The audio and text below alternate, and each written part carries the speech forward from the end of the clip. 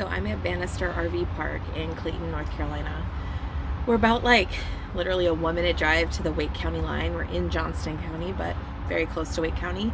And it's a 15-minute drive to downtown Raleigh. So it's actually really convenient. There's a lot of stores nearby. There's a couple grocery stores, a big Walmart. There's a lot of fast food restaurants and actually really good Mexican restaurants nearby, all within a 2-mile drive. So it's a great location. It's a really clean RV park, and I mean meticulously clean. There is somebody on site that's here every day kind of making sure everything's good. There's a lawn crew that comes once a week. It's very clean. So there are 2 parts to the RV park. There's an upper and a lower.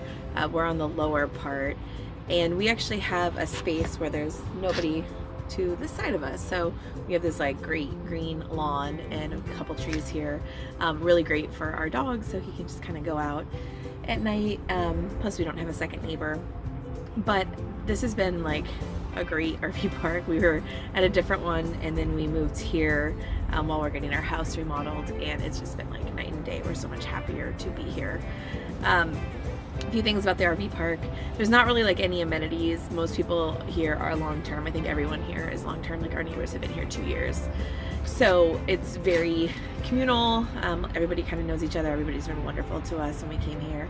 You can get mail, you can get packages. You get a mail key to a mailbox, and then UPS just will deliver to your site.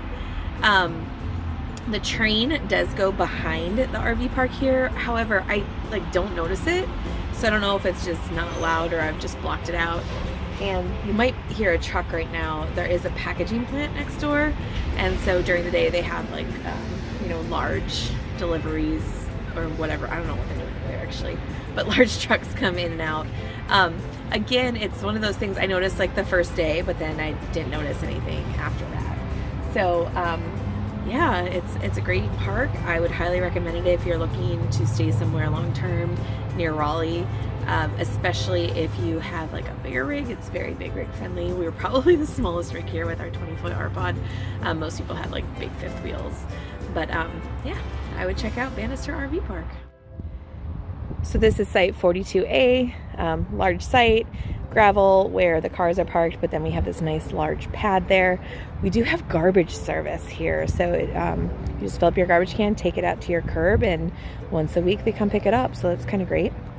So coming around to this side here, we've got full hookup. It is 50 amp only. All the sites are 50 amp, so we just use our dog bone to reduce to 30 amp. And then there's water and sewer. Water does have an insulated cover over it, so great for the winter. And I'll go to the meter here. You can get cable here too. You can get Spectrum. There's our hookup. You can get Spectrum internet and Spectrum cable. We don't pay for it, but you can.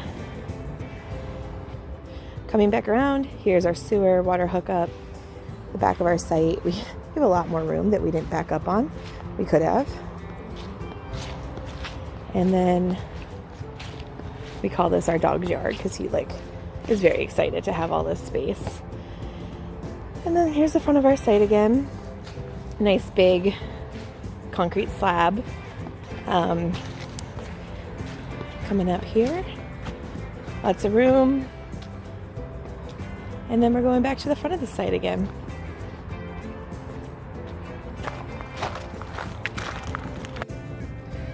So this is our site here, 42A, and as I said, we've got this whole nice grassy area over here.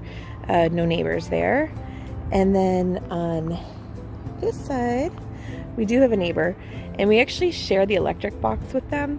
So we split electric, which is kind of funny because we're a 30 amp 1 air conditioner and they're a 50 amp 2 air conditioner, but whatever, it's not that expensive. So essentially, big, large site. You can park 2 cars on it easily.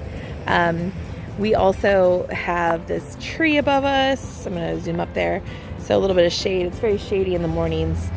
And actually in the afternoon, these back trees kind of give us some shade too. So it's been nice to have a little reprieve from the sun this summer. Now we are in the lower section. So this is like a horseshoe, I guess you could say. And this middle part here where all these trees are, it's a great place to walk the dog and just kind of wander around a little bit. Even when it was like very hot, 90 degrees, it'd be kind of cool there just because of the shade of the trees. And you can see a lot of the different types of rigs that are here, but more big rigs than anything else. And then far over there, way over there, is the upper side, which has another, I don't know how many spots, like maybe 25, 30 spots over there. But that is actually a separate entrance, and so they kind of have their own driveway into their spot. So the lower part is just this horseshoe with however many spots are down here. And there is the exit. This road, it's like 4:30 right now, so there's a little bit more traffic, but at night it's very quiet. It's old 70, I think. So most of the traffic goes on the other 70. So it's quite quiet during the evening. You don't really hear anything.